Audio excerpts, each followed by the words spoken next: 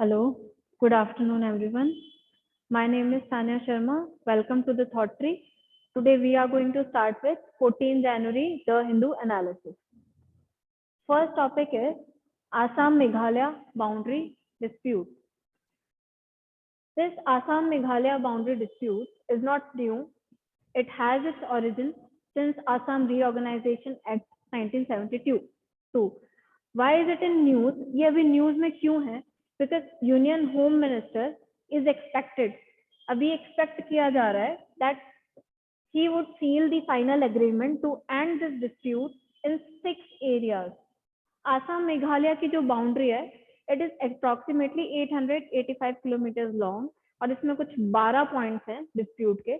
तो इनको इनमें से 6 एरियाज जो हैं इनको एंड करने का कुछ एग्रीमेंट साइन होना एक्सपेक्टेड है बिकॉज मेघालय का स्टेटहुड डे सेलिब्रेशन आने वाला है जनवरी 21.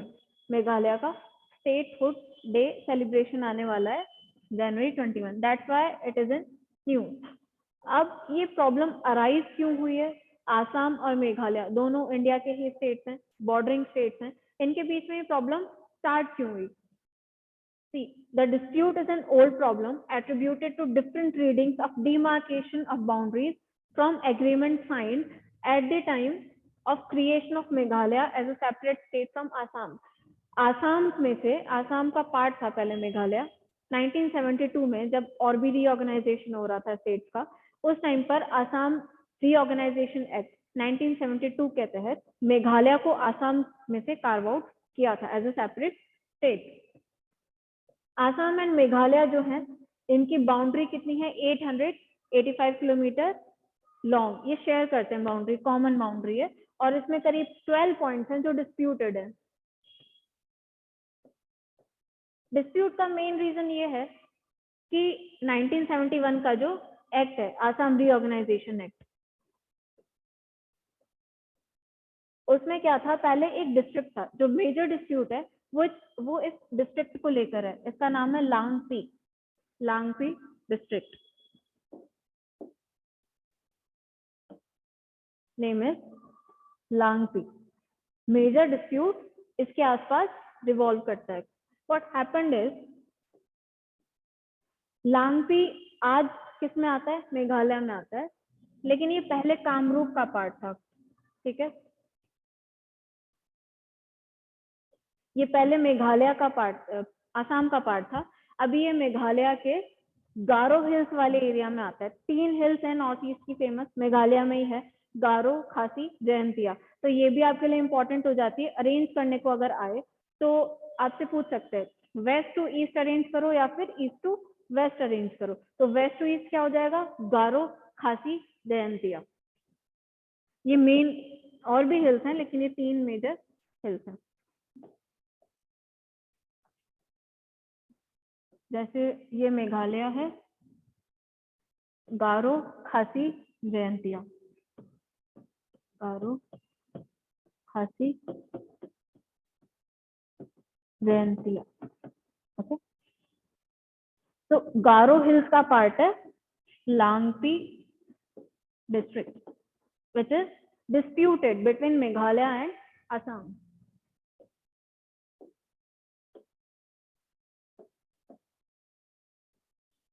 पहले ये कामरूप डिस्ट्रिक्ट का पार्ट था आसाम का, लेकिन ब्रिटिश कॉलोनियल पीरियड में क्या हुआ कि जब इंडिपेंडेंस हुई तो it became part of Garo Hills of Meghalaya.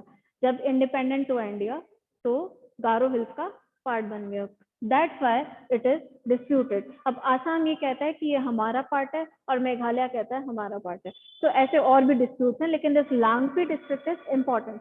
Colonial time तक ये किसका पार्ट था? असम का कामरूप डिस्ट्रिक्ट का. लेकिन अभी it comes into Garo Hills of Meghalaya. This is about the dispute Assam Reorganisation Act 1971. और ये इंपॉर्टेंट इसलिए है क्योंकि मेघालय को स्टेटहुड का स्टेटस, स्टेटहुड यानी प्रॉपर स्टेट कब बनाया गया था? जनवरी 21, जो कि अभी आने वाली है. Moving on to the next topic. ये कुछ हार्वेस्ट फेस्टिवल्स हैं इंडिया के. अभी संक्रांति सेलिब्रेट की थी हमने 14 जनवरी को, हम संक्रांति सेलिब्रेट करते हैं, ऐसे ही सेम हार्वेस्ट फेस्टिवल्स इंडिया के अलग अलग पार्ट में अलग अलग नाम से जाने जाते हैं। इनको हार्वेस्ट फेस्टिवल क्यों बोलते हैं? क्यों? क्योंकि ये सीजनल फेस्टिवल है, इस टाइम पर हार्वेस्ट होता है। किसका? रबी क्रॉप का। तो यहाँ पे जो हार्वेस्ट है उसको सेलिब्रेट किया जाता है। It is associated with harvest cycle of agriculture, that's why it is called as harvest festival. अब कुछ नाम है और वो रीजन्स हैं इंडिया में कहाँ कहाँ इनको सेलिब्रेट किया जाता है। First is Pongal. Pongal basically south India में सेलिब्रेट होता है, सेम थिंग है, नाम अलग अलग है बस। पोंगल साउथ इंडिया में, particularly Tamil Nadu. Another one is Lohri. Lohri basically north India में and in particular Punjab, Punjab में, पंजाब दिल्ली इन एरियाज में। Another one is Bhogi. Bhogi जो है हार्वेस्ट फेस्टिवल का नाम है, particularly in the state of Andhra Pradesh, Andhra Pradesh में। Okay. Another one is Magh Bihu, या जिसको लोकल लैंग्वेज में बिहू भी बोलते हैं केवल, तो बिहू नॉर्थ ईस्ट में होता है, पर्टिकुलरली इन असम। ओके। उत्तरायण। उत्तरायण गुजरात में होता है, गुजरात में उत्तरायण, संक्रांति को गुजरात में उत्तरायण बोलते हैं। अनदर वन इज साजी। हिमाचल प्रदेश के शिमला डिस्ट्रिक्ट में पर्टिकुलरली साजी इज अ पहाड़ी वर्ड फॉर संक्रांति। संक्रांति को पहाड़ी लैंग्वेज में साजी बोलते हैं, इसलिए शिमला में harvest festival is known as Saji. So these are some harvest festivals and the regions of India in which they are celebrated. Pongal, Tamil Nadu; Lohri, Punjab and other parts of North India; Bhogi, particularly in Andhra Pradesh; Magh Bihu in Assam, Magh Bihu, and Uttarayan, Gujarat; Saji in Shimla. Moving on to a very important topic, state of forest report, Indian State of Forest Report. This is a biennial report. Biennial मतलब 2 साल में एक बार, biannual नहीं। biannual होती है जो साल में 2 बार आती है, but this report is biennial, 2 साल में एक बार आती है। So 2019 में आई थी, अब 2021 की रिपोर्ट आई है। This is very very important, very very important report। इसकी फाइंडिंग्स इंपॉर्टेंट है। इस रिपोर्ट को रिलीज कौन करता है? Forest Survey of India, forest Survey of India, which comes under the Ministry of Environment, Forest and Climate Change, MOEFCC. Biennial report है, released once in 2 years. There are some important findings of the report which are very important. Findings क्या है? First thing is, आपको इस चीज में क्या याद रखना है? ट्रेंड याद रखना है, फिगर्स याद नहीं रखने, नंबर याद नहीं रखना, ट्रेंड याद रखना है कि फॉरेस्ट कवर और ट्री कवर इंक्रीज हुआ है in comparison to last year और डिक्रीज हुआ है। कितना हुआ है वो आपसे नहीं पूछेगा UPSC. The trend is important for you, change is important. So first recommendation, first finding of the report is that the forest as well as the tree cover in the country overall has increased. Total increase हुआ है forest cover, decrease नहीं हुआ है। पिछले साल के comparison में forest cover has increase हुआ है ओवरऑल इंडिया में by 2261 square kilometre. This is only for reference, not important, since 2019।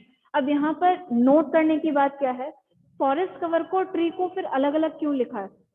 आपको ये लग रहा होगा कि फॉरेस्ट और ट्री दोनों तो सेम है। Why forest and tree cover are written as 2 different terms here?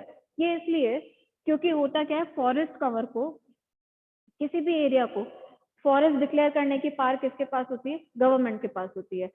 Forest किसी भी रीजन को डिक्लेयर किया जा सकता है, उसमें चाहे ट्री हो या ना हो, ठीक है, ट्री हो या ना हो। Tree is a particular kind of vegetation, tree is what? Tree is a particular kind of vegetation.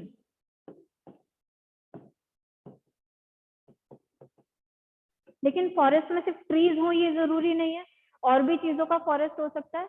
That's why यहाँ पर फॉरेस्ट और ट्री कवर अलग लिखा हुआ है। तो फॉरेस्ट भी इंक्रीज हुआ है, यानी जिसमें ट्रीज हो भी सकते हैं, नहीं भी हो सकते, और ट्री कवर भी इंक्रीज हुआ है, यानी पर्टिकुलरली ट्रीज का नंबर भी इंक्रीज हुआ है। This difference is very important, okay, and this increase is important क्योंकि यूपीएससी क्या करेगा, आपको कंफ्यूज करने के लिए स्टेटमेंट ये दे सकता है कि in the recent finding of Forest Survey of India the forest cover, overall forest cover in India has declined. तो ये रॉन्ग हो जाएगा because it has increase.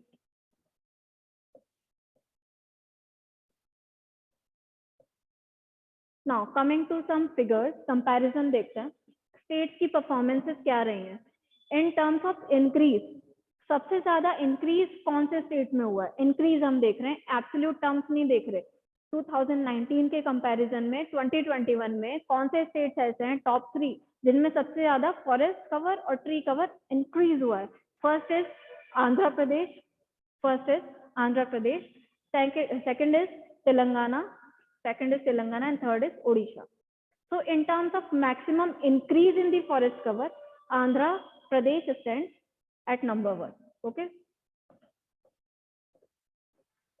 But the note is that state having highest forest cover is Madhya Pradesh.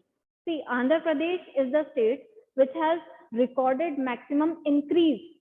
पिछले साल के comparison में increase हुआ है, लेकिन ओवरऑल अगर फिगर्स देखें तो सबसे ज्यादा स्टेट, ऐसा स्टेट जिसमें सबसे ज्यादा फॉरेस्ट कवर है वो मध्य प्रदेश है, आंध्र प्रदेश नहीं है। State having highest forest cover is Madhya Pradesh in absolute terms, यानी प्रेजेंटली इंडिया में ऐसा स्टेट जिसमें सबसे ज्यादा फॉरेस्ट कवर है वो है मध्य प्रदेश। लेकिन अगर ये पूछे आपसे कि लास्ट ईयर के कंपैरिजन में इंक्रीज सबसे ज्यादा किसमें हुआ है, पहले जितना था और अब जितना है, वो आंध्र प्रदेश में हुआ है। Second Telangana and third is Odisha. Another one in terms of percentage, percentage की टर्म्स में अगर हम देखें कि टोटल एरिया का कितना परसेंटेज फॉरेस्ट कवर में आता है, अगर उस टर्म्स में देखें तो नंबर 1 पे आता है मिजोरम, नंबर 1 पे मिजोरम। यहाँ हमने एब्सोल्यूट टर्म्स में देखा, यहाँ हम परसेंटेज टर्म्स में देख रहे हैं। इन टर्म्स ऑफ परसेंटेज, जितना उस स्टेट का ज्योग्राफिकल एरिया है उसका कितना परसेंटेज फॉरेस्ट कवर है, इन दैट टर्म अगर उस रेफरेंस में देखते हैं तो Mizoram stand first, Mizoram stand first. One more important thing is कि forest cover in general has increase and mangrove cover in particular has also an increase. Mangrove forest क्या होते हैं? मैंग्रोव जो स्वैम्पी टाइप के एरियाज में पाए जाते हैं, मैंग्रोव वेजिटेशन स्वैम्पी टाइप के या मार्शी एरियाज में पाए जाते हैं जहां वाटर ज्यादा हो, ठीक है। मैंग्रोव फॉरेस्ट जैसे सुंदरबन, वेस्ट बंगाल में सुंदरबन डेल्टा जो है it is a biodiversity hotspot, biodiversity hotspot है और यहाँ सुंदरबन डेल्टा में मैंग्रोव फॉरेस्ट लार्ज अमाउंट में मिलते हैं। तो मैंग्रोव फॉरेस्ट का cover has also increase, this is very very important for you. Alright, so Indian State of Forest Report is released by Forest Survey of India. It is biennial report, not biannual. Okay, it is biennial. And according to this report of 2021, overall forest cover in India has increased, which is a very good sign in terms of sustainable development, that we are putting right efforts to conserve environment. We are going into right direction. Now, you must have heard about Sri Lanka's crisis recently. Sri Lanka पे loan बढ़ गया बहुत ज्यादा है ना। श्रीलंका ने क्या किया था, चाइना से सबसे ज्यादा लोन ले लिया था। चाइना की एक चीज होती है इसमें जिसको बोलते हैं चेक बुक डिप्लोमेसी। ये वर्ड आप, ये टर्म इंपॉर्टेंट है, कई बार देखने को मिलेगी। There is something called chequebook होती है जिससे चेक इशू करते हैं, चेक बुक डिप्लोमेसी। ये चाइना की डिप्लोमेसी है। इसमें क्या होता है, चाइना क्या करता है, पहले तो सबको लोन दे दिया, जितना लोन लेना है ले लो, आपको चेक दे दिया हमने, है ना, आराम से चुकाते रहना। अब उस चक्कर में क्या होता है कि इजीली ज्यादा लोन लेने में आ जाता है। श्रीलंका के साथ यही हुआ। श्रीलंका को चाइना ने जब जरूरत थी, श्रीलंका को बहुत ज्यादा लोन दे दिया, जितना चाहिए हो ले लो, लेकिन लोन को कभी ना कभी रीपे तो करना पड़ेगा ना। Loan is what? Loan is a liability for you. It is not an asset. It is a liability for you. Sri Lanka ने उस टाइम ले लिया, खुश हो गया, चाइना मेरा बेस्ट फ्रेंड है ना, इतना लोन दे दिया मुझे। लेकिन अब क्या हो रहा है, जब श्रीलंका रिसेशन में जा रहा है तो लोन रीपे नहीं कर पा रहा, और चाइना का सबसे ज्यादा लोन है इस पे, चाइना का। तो चाइना की इस डिप्लोमेसी को चाइना क्या कर रहा है, चेकबुक के थ्रू कंट्रीज को अपने कंट्रोल में कर रहा है, चेकबुक के through. That's why this is called as chequebook diplomacy. Sri Lanka के साथ यही हो रहा है अभी।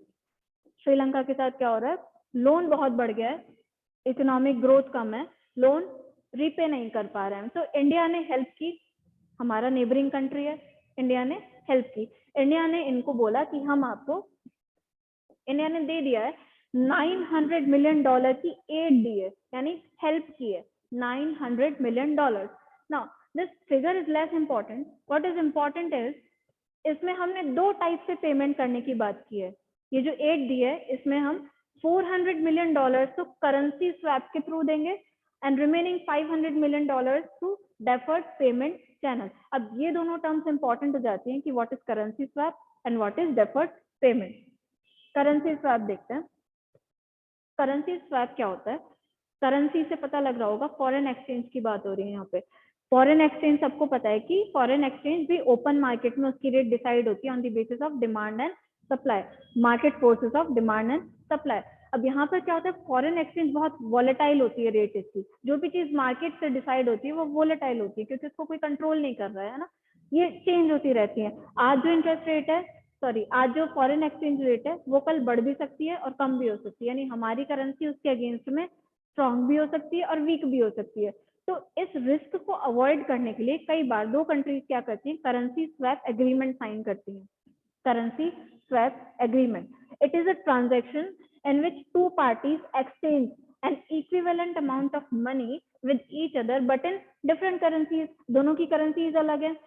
मेन फीचर यहाँ पर क्या होता है कि जो लोन अमाउंट है is to be repaid at specific date and pre decided exchange rate. This is very important. Specific date होती है, डिसाइड कर लेते हैं, and pre decided exchange rate, मतलब इसमें क्या होगा, इसमें उस करेंसी की वैल्यू अगर बढ़ जाती है या कम हो जाती है तो उससे इफेक्ट नहीं होगा, पहले से ही आपने इसकी एक्सचेंज रेट डिसाइड कर ली to avoid what, to avoid changes, daily changes in foreign currency exchange rate. This is currency swap agreement. Another type of thing is, ये किस लिए होता है, this is to avoid exchange rate risk as it keeps changing in the market। Second form जिसमें हम श्रीलंका को loan दे रहे हैं, first is clear, currency swap. Second is deferred payment. नाम से ही आपको कुछ आइडिया लग रहा होगा, डेफर करना क्या होता है, आगे करना, पोस्टपोन करना या टालना, किसी चीज को डेफर कर दिया यानी पोस्टपोन कर दिया। डेफर्ड पेमेंट में ये प्रोविजन होता है कि दो पार्टीज के बीच में, और to be very specific, lender और बोरोअर। इंडिया क्या है, लेंडर है, इंडिया श्रीलंका को लोन दे रहा है, श्रीलंका इज बोरोअर, इंडिया से लोन ले रहा है। इन दोनों के बीच में एक एग्रीमेंट साइन हुआ है कि इतना जो अमाउंट है $500 मिलियन, ये हम डेफर्ड पेमेंट के थ्रू आपको वापस कर देंगे, यानी आज हम ले रहे हैं और आगे वापस कर देंगे, ठीक है। An agreement between the lender and borrower which allows borrower to take possession of goods or aid immediately and start making payment later। Simple, इस मैकेनिज्म को डेफर्ड पेमेंट बोलते हैं। आज हमने आपसे मदद ले ली, बाद में हम उसको एक टाइम बाद उसको रीपे करना स्टार्ट करेंगे। Simply that mechanism is called as deferred payment. और जब हम करेंसी को फिक्स कर लेते हैं कि फ्यूचर में आप इसी रेट पे हमको वापस दे देना, उससे क्या हो रहा है, बोरोवर कंट्री पे बर्डन कम होगा। अब जैसे श्रीलंका के साथ हमने फिक्स कर लिया कि आप उसी रेट पे हमको देना, तो अगर रेट बढ़ भी जाती है एक्सचेंज रेट, तो उनको ज्यादा नहीं देना पड़ेगा। तो उस रिस्क को अवॉइड करने के लिए करेंसी स्वैप एग्रीमेंट साइन होता है। Okay, another topic is Lithuania China dispute. Lithuania और चाइना का डिस्प्यूट चल रहा है, so this Lithuania country becomes very important. ये यूरोपियन कंट्री है और पर्टिकुलरली बाल्टिक कंट्री है। अब ऐसे क्वेश्चन सेटलर्स के लिए इंपॉर्टेंट हो जाते हैं आपके लिए। बाल्टिक कंट्री है, मतलब बाल्टिक सी जो है ना यूरोप में, बाल्टिक सी को बॉर्डर करती है। तो what becomes important for you is कि बाल्टिक सी को कौन कौन सी कंट्रीज बॉर्डर करती हैं, वो आपको लिखना है, ठीक है, एटलस के लिए देखना है, इंपॉर्टेंट है। तो लिथुआनिया क्या है, बाल्टिक कंट्री है। अब इसका और चाइना का डिस्प्यूट क्यों चल रहा है, कहानी कुछ ऐसी है कि चाइना की ताइवान से बनती नहीं है, ठीक है, क्यों नहीं बनती, क्योंकि ताइवान अपने आप को इंडिपेंडेंट डिक्लेयर करना चाहता है, लेकिन चाइनीज उसको अपनी ही टेरिटरी मानते हैं। वो ये मानते हैं कि Taiwan is very much part of China और चाइना की वन नेशन पॉलिसी का ही पार्ट है, लेकिन ताइवानीज डेमोक्रेसी चाहते हैं, ठीक है, ताइवानीज चाहते हैं कि हम इनके साथ नहीं रहेंगे। तो ताइवान और चाइना की बनती नहीं है। लिथुआनिया ने बीच में आके क्या किया, लिथुआनिया ने ताइवान की डिप्लोमेटिक रिप्रेजेंटेटिव ऑफिस को सेटअप करने की लिथुआनिया में परमिशन दे दी। जब ये परमिशन आप किसी कंट्री को देते हो, इसका मतलब आपने उस कंट्री को as an independent state recognise कर लिया है, तभी आप दे रहे हो ना। अगर आप उसको चाइना का कोई प्रोविंस मानते तो किसी प्रोविंस को आप क्यों परमिशन दोगे किसी दूसरी कंट्री में अपना डिप्लोमेटिक ऑफिस सेटअप करने की, नहीं दोगे। इसका मतलब इनडायरेक्टली क्या है, आपने उसको स्टेट मान लिया, इंडिपेंडेंट सोवरेन स्टेट, जो चाइना नहीं चाहता, चाइना उसको अपना प्रोविंस मानता है। चाइना ये बोल रहा है कि आपका ये जो स्टेप है, किसका, लिथुआनिया का, it is against our one China policy, इसलिए इन दोनों के बीच में क्लैश स्टार्ट हो गया है। See, Lithuania has granted permission to Taiwan diplomatic office to be opened up in Lithuania. Since China considers Taiwan as its part, even after Taiwan being breaking away, Taiwan ने अपने relation ये declare कर दिया था कि हम China का part नहीं है, लेकिन चाइना नहीं मानता। चाइना बोलता है आप हमारा पार्ट हो, ठीक है। It has offended China's one China policy. Chinese ये कह रहे हैं कि आपने हमारी वन चाइना पॉलिसी को तोड़ दिया। इससे आप ये कह रहे हो कि ताइवान अलग हो गया है, जो हम नहीं मानते। ना, लिथुआनिया इंपॉर्टेंट है, न्यूज में है तो लिथुआनिया इंपॉर्टेंट हो जाता है। फर्स्टली इसलिए क्योंकि बाल्टिक कंट्री है, बाल्टिक सी को बॉर्डर करता है, ठीक है। अनदर थिंग इज कि जो यूएसएसआर था, सोवियत यूनियन, जो आज रशिया है, वो पहले क्या था, सोवियत यूनियन था। बाद में 1991 में वो डिसइंटीग्रेट हुआ, उससे बहुत सारी सक्सेसर कंट्रीज डेवलप हुई। तो Lithuania was the first country to break away from USSR. Lithuania was the first country to break away from USSR. So this is all about Lithuania-China dispute, which is over Taiwan.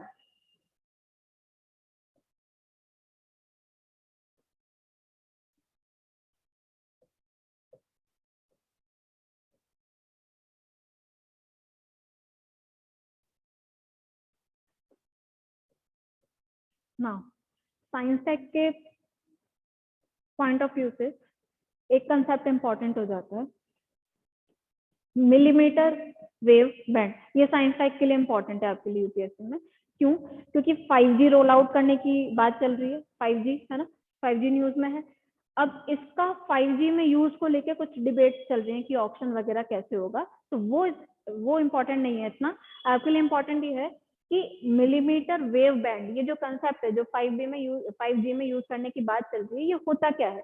Millimetre wave band frequency होती है, radio frequency है, एक type की radio frequency है जिसकी range क्या है, 24 gigahertz से 100 गीगाहर्ट्ज, 24 गीगाहर्ट्ज से 100 gigahertz.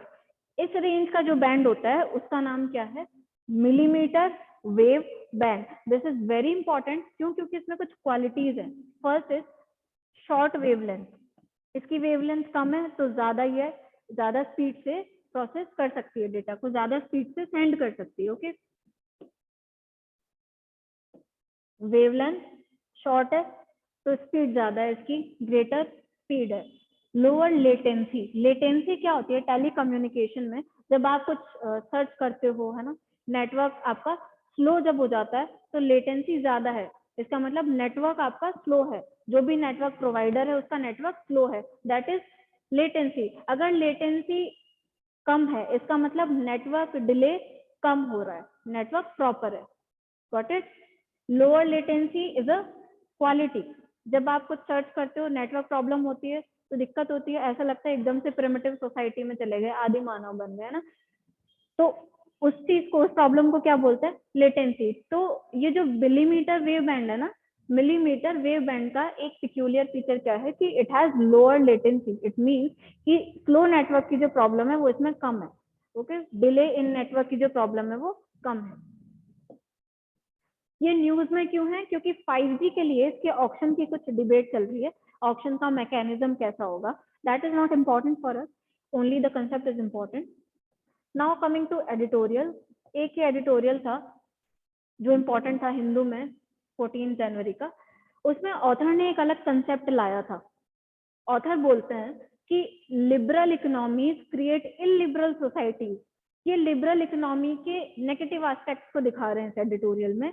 Author is saying liberal economies create illiberal societies. यहाँ पे ऑथर ये कहना चाह रहे हैं कि जब से हमने लिबरलाइजेशन किया, या कोई भी कंट्री अगर लिबरलाइजेशन करती है, प्राइवेटाइजेशन करती है, तो उससे सोसाइटीज और इलिबरल हो रही हैं। क्यों इलिबरल? मतलब उनकी लिबर्टी कम होती जा रही है।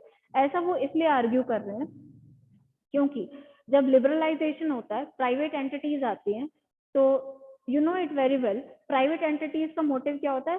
Profit making. वेलफेयर नहीं होता। वेलफेयर किसका होता है? गवर्नमेंट का होता है। तो जब वेलफेयर नहीं है, प्रॉफिट मोटिव है, तो उससे क्या होता है? इनइक्वालिटी इंक्रीज होती है। इनइक्वालिटी इंक्रीज होती है। इनइक्वालिटी जब इंक्रीज हो रही है, इसका मतलब लिबर्टी कम है लोगों के पास, वो जो चाहते हैं वो नहीं कर पा रहे, पैसा नहीं है। So that's why the heading liberal economies create illiberal societies। Author ये कह रहे हैं कि जितना लिबरलाइज करोगे उतनी इनइक्वालिटी एक्सपैंड होगी, और उससे बल्कि आप इलिबरल सोसाइटी एस्टेब्लिश करोगे। ये उनका पॉइंट था। तो ये भी एक एस्पेक्ट है क्रिटिकल एनालिसिस में, आप लिख सकते हो। प्राइवेटाइजेशन, लिबरलाइजेशन का पॉजिटिव है, प्रोज हैं, तो कॉन्स भी हैं। तो यहाँ पे कॉन्स हाईलाइट किए गए हैं। According to the author, more liberal economic policies result into more inequality and hence less liberty. Hence the name illiberal societies due to participation of more private entities. This is mainly in developing countries. एक और बात यहाँ पे कही गई है कि ये जो पर्टिकुलर प्रॉब्लम है ये डेवलपिंग कंट्रीज में ज्यादा है। डेवलपिंग कंट्रीज में ज्यादा है। क्यों? क्योंकि डेवलपिंग कंट्रीज में जो लिबरलाइजेशन से प्रॉफिट आ रहा है, लिबरलाइजेशन के फेवर में जो एक बात कही जाती है ना, वो क्या कही जाती है कि ठीक है, प्राइवेटाइजेशन और लिबरलाइजेशन के फेवर में, इनको प्रमोट करने के लिए इनके जो प्रमोटर्स होते हैं वो क्या कहते हैं? लिबरलाइजेशन करने से पाई बढ़ रही है, प्रॉफिट की जो पाई है ना आपके पास, वो बढ़ रही है और बड़ा सर्किल हो रहा है पाई। लेकिन ऑथर ये कह रहा है कि ठीक है, पाई तो बढ़ रही है डेवलपिंग कंट्रीज में। अब उनका ये आर्ग्यूमेंट होता है, जो किसको फेवर करते हैं? लिबरलाइजेशन, प्राइवेटाइजेशन, की पाई बढ़ रही है, तो जितना शेयर सबके पास आता था वो भी बढ़ रहा है, यानी सबके पास अब ज्यादा शेयर आएगा। लेकिन यहाँ प्रॉब्लम है, ये जो शेयर है ये सबके पास नहीं आ रहा। ये डेवलपिंग कंट्रीज में कहाँ जा रहा है? सिर्फ इतने से लोगों के पास।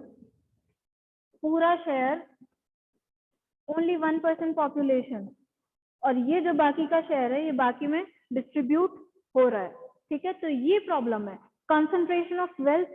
दैट इज वाई लिबरल जो इकोनॉमीज है, खासकर डेवलपिंग इकोनॉमीज, उनमें पाई का शेयर जो है ये कंसंट्रेटेड है।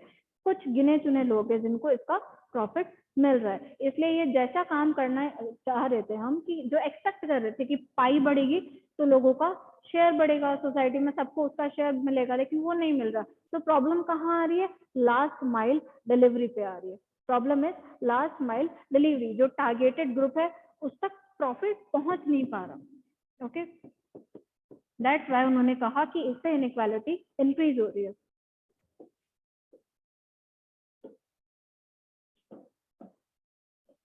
This is mainly in developing countries where higher profits due to liberalization are being concentrated in a very few hands, ठीक है, and not distributed equitably.